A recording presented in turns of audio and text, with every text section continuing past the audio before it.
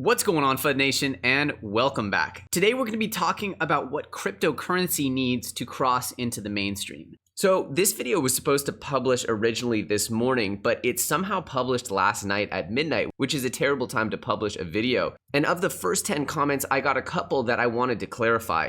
In this video, I am in no way suggesting any kind of centralization, any kind of deviation from the plan. I believe that a top-down solution, a top-down product can be provided in this decentralized world. It's up to us to challenge ourselves as a community to push that boundary. I am by no means saying that we need Apple to come in and save us. I am by no means saying that we need Tesla to come in and save us. Anyway, guys, I hope you enjoy the video and I hope you benefit from it. Now back to the action. Now, looking back at the history of cryptocurrency, there are two critical eras that I believe represent two disruptive behaviors that I will argue allowed for cryptocurrency and specifically Bitcoin to experience explosive network growth. And that network growth brought with it price appreciation. Now, the first era was that of the Silk Road, and that represented the first time in history that there was a marketplace on the internet of people buying things anonymously with an internet currency that could be trusted, and that allowed for an explosion of dark web activity. It was for its users a lifestyle that was worth learning this new technology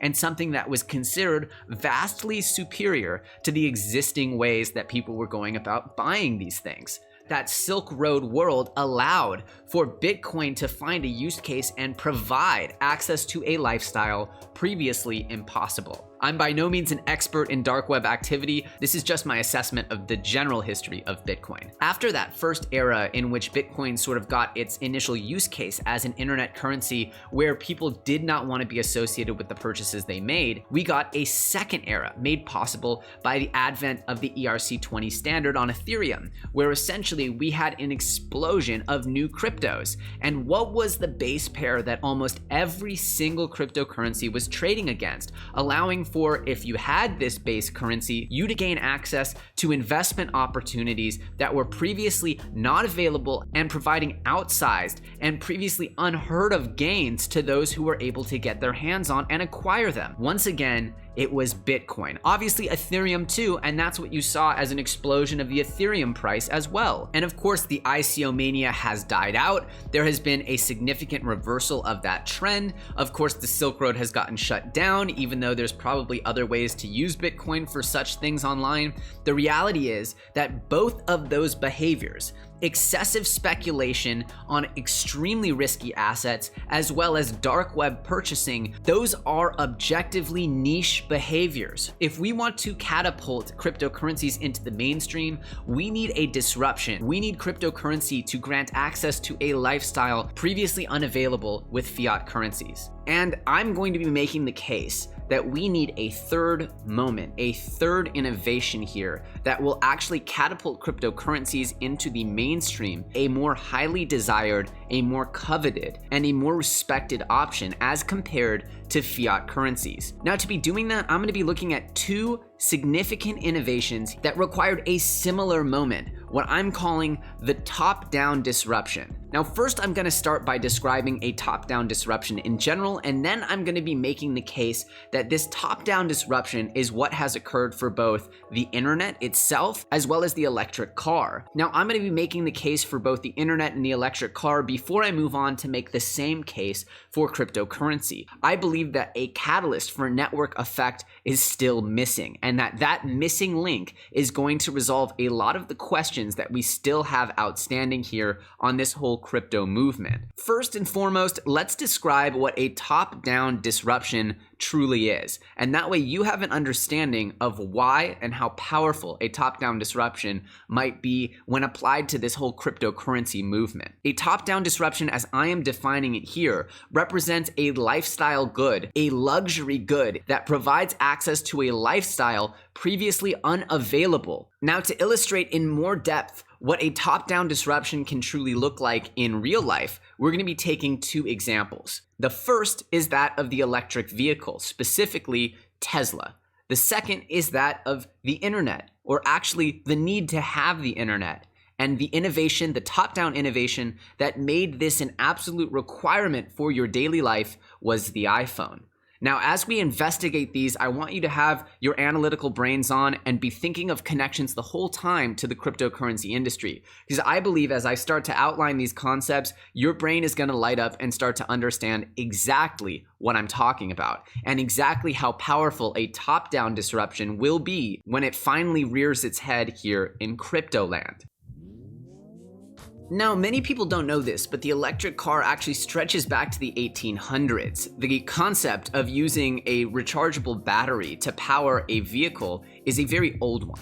And one would think that with all the complexities and the volatility of transporting gasoline, and also the scarcity and cost of gasoline, this would have been a fairly popular invention. However, there were certain technical hangups that prevented this technology from becoming mainstream. And those particular hangups or criticisms of the technology seem to overshadow the true advantages of the technology. Long term, this created a stigma against the technology until a top-down disruption in the form of Tesla Motors was able to overcome and change that stigma. The truth is that electronic vehicles actually have several advantages, such as a better energy storage to torque ratio, which for an EV can be above 90%, whereas it's about 35% for internal combustion engines.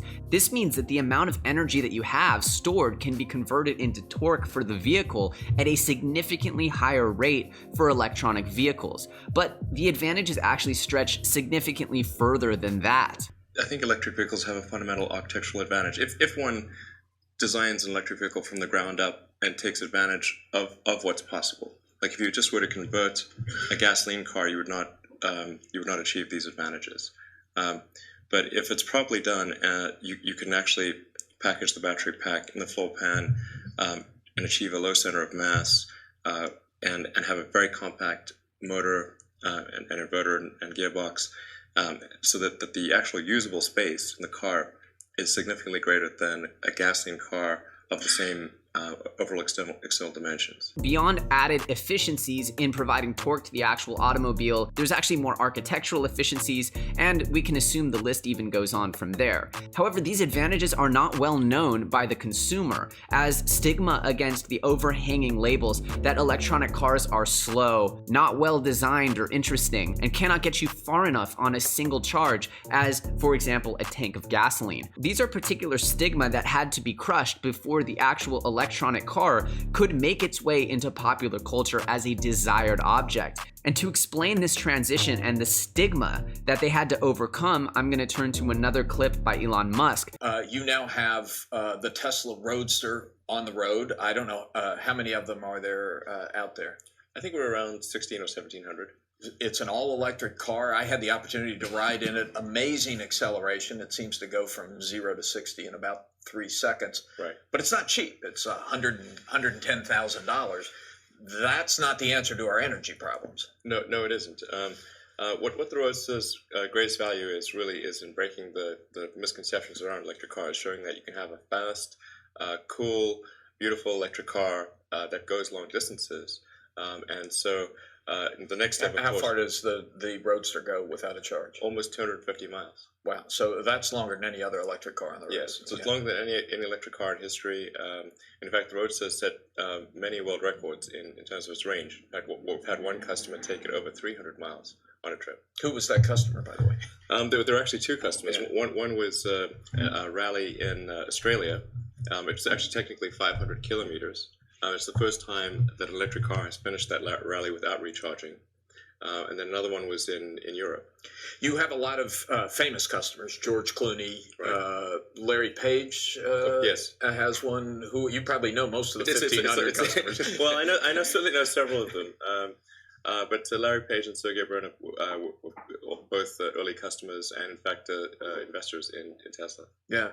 So, so how you were talking about how this is going to get us to the energy solutions. I mean, 1,500 people, very expensive cars is a small step. Yes, but the biggest impact of the Roadster is in changing the perception of what an electric car can be and showing that you can do amazing things with an electric car that, in fact, are better than gasoline cars in a lot of respects. The Roadster has better acceleration than almost any gasoline sports car. So the result of the Roadsters was in fact the Volt. Bob Lutz at General Motors credits Tesla with the inspiration for the Volt. Really? Did he work with you to learn your technology? Do you share your technology? We do share our technology. Ironically, not with General Motors. Not that we weren't willing to do so, but General Motors wanted to go their own way. But we do provide our powertrain technology to Daimler, for Mercedes and Smart, and to Toyota. And so we have the electric Mercedes A-Class now on the roads in Europe. We have the electric Smart now in the US and Europe. And next year there'll be the electric Toyota RAV4. So your technology is spreading to other car makers. Now you're going to have a somewhat more affordable car out next year? Correct. Next year we'll have the Model S, which is about half the price of the Roadster, so about $50,000. And that's a full-size sedan about the size of a 5 Series BMW. But actually far more capable than other premium sedans. Will it accelerate as quickly as the Roadster does? I think we will have a version that accelerates comparable to the Roadster. Yes. Really? Yes. Which will be our goal with the Model S is to have a performance version of the Model S that is the fastest sedan on the road. Yeah. Are people surprised by that? I think most people think of electric cars, they think of golf carts, sort of. Right. We have one hell of a golf cart. Yeah. Yeah. And you really want you go on the golf course with this puppy. I mean, you really get some good time between the holes. And do you find people are surprised that an electric car can do that? They are, and that's exactly what we're trying to effect, which is to show people, hey, you can have a better experience with an electric car than you can with a gasoline car. Yeah. So how much does the environmental impact of your cars depend on where the electricity is coming from? In other words, if you're drawing the electricity off of a coal-fired plant, is it still a good thing for the environment? It actually is.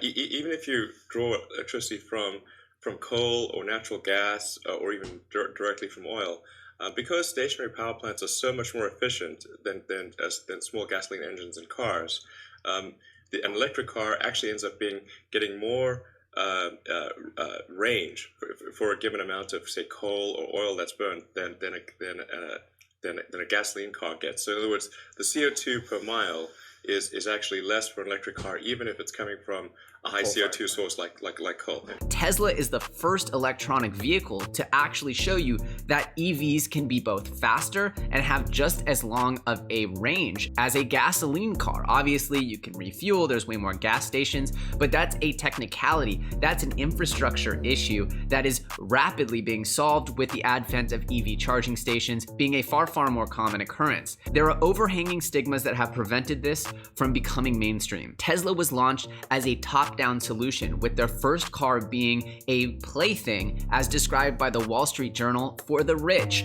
That has allowed for it to become a status symbol. That status symbol was then desired by as a better experience, a lifestyle that was made possible singularly by this top-down disruption. Now, that is something that very few people understood or talked about before Tesla displayed it as a patented fact, that you could have a sports car experience that isn't just as good as, but even better than the existing gasoline-powered automobile. Now, if you're triggered, if you hate electronic cars, that's okay, but it is undeniable the cultural effect that Tesla has had on the entire automotive industry, and you can see rippling effects of the electronic vehicle now being taken up as a prime project by almost every single car manufacturer, to the point where we will see it become ubiquitous. That not only will every car manufacturer have an electronic vehicle, not just an electronic vehicle to get you from A to B, but a sexy, cool, fast, and reliable, and status symbol-esque electronic vehicle that is desired by the masses because it is something that is desired by the most admired category within American life, which is, of course, the upper class or the rich. Now, we know this to be true because it's just been proven. Tesla's stock today is a higher valuation than it has ever been in history, despite all of the negativity and FUD that has been surrounding it, Tesla has shown that its ability to provide a top-down disruptive solution to the electronic vehicle is ushering in an entirely new era of automotive life here in America as well as globally around the world. And that is a powerful moment in history that we have been waiting on since the invention of the electronic vehicle over 150 years ago. And that ushers us in to our second example of top-down disruptions, bringing with them an entirely new era that pertains to the technology they're innovating on. Now, if you were in the tech space throughout Web 1.0, you'll know that the beginning of the web was filled with a bunch of communities, right? It was very community run. All the web in the 90s, there were blogs, there were communities. There was a lot of bottom-up push. You can think of this kind of similarly to the early cryptocurrency days where we had tons of retail investors choosing to support with their dollars these new and speculative monetary instruments. Then we got a new era of the web where essentially we had top-down disruptions. And those top-down disruptions brought with them lifestyles that were previously unavailable to those without those disruptive technologies. And I'm going to credit one innovation in particular with ushering in a new era of the web where the web became a commodity and an access, a portal to a new lifestyle that was simply unimaginable back in the 1990s. And that innovation was the iPhone. An iPod, a phone, and an internet communicator. An iPod, a phone. Are you getting it? These are not three separate devices. This is one device.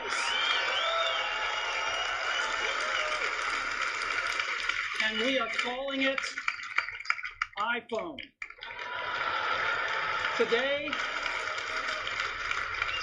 Apple is going to reinvent the phone. Now, when the iPhone first launched, it was criticized as being an overweighted piece of technology. Why do you need a camera and an internet browser and a movie player and all of these different innovations smashed together in a single device? It was also criticized as being a plaything of the super rich. And that's where we find a commonality between Tesla and the iPhone. But before the iPhone, before the advent of this amazing device that gave you access to all of these goods and services through, of course, mobile internet, there was not the biggest need to have mobile internet. It just simply wasn't as common. People didn't care, right? You had internet at your house, you used it when you needed to use it. You had internet at the office, you used it when you needed to use it. But the need to have internet with you at all times, to have a connectivity at all times, was simply not even remotely as widely practiced as after the iPhone came into existence. And critically, gave you access to a lifestyle, an on-demand lifestyle that was previously unavailable before this new technology. Now, once we got mobile web, it provided a luxury lifestyle that became aspirational. It became a symbol of status. Much like what Tesla has done for the electronic vehicle, we saw the same thing happen with the iPhone, and the status gained by having access to this lifestyle of constant connectivity and an entirely new world of goods and services. That particular innovation made the internet cool, it made that lifestyle desirable, and it provided a top-down solution to a problem that many saw as a grassroots issue. At that time, the hottest topic in computers was the $100 computer, and this was something widely believed, especially in the Google headquarters, that the $100 computer was the solution to the issue of the world truly coming online. When it turns out, the real solution to the world coming online was an extremely expensive phone that allowed for browsing of mobile web in an entirely new way. And of course,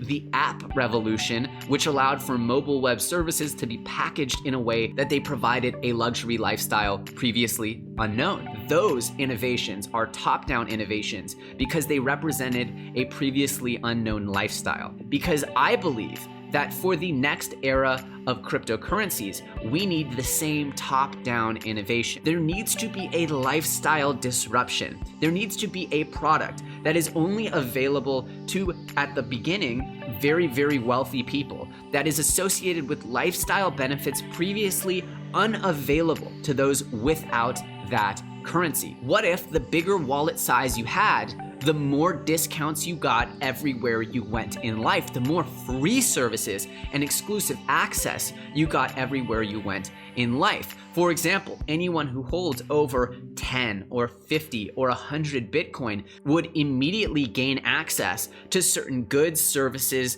or even locations. These are just ideas, right? I'm not saying I have the top-down innovation for you.